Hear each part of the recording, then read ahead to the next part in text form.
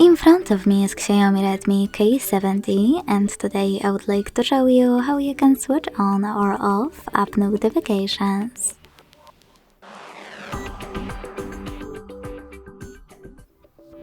Begin by launching Settings and scrolling down just a bit to access Notifications and Status bar. Then click on App Notifications and tap on Sort By at the top.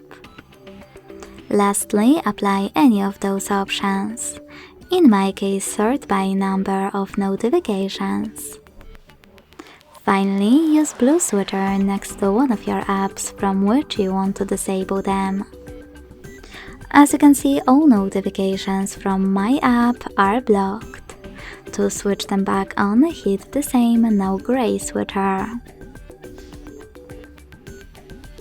If you want to, you can also tap on any app located on the left and manage all notifications from here. Thanks so much for watching. If you enjoyed this video, leave a like, comment and subscribe. Bye!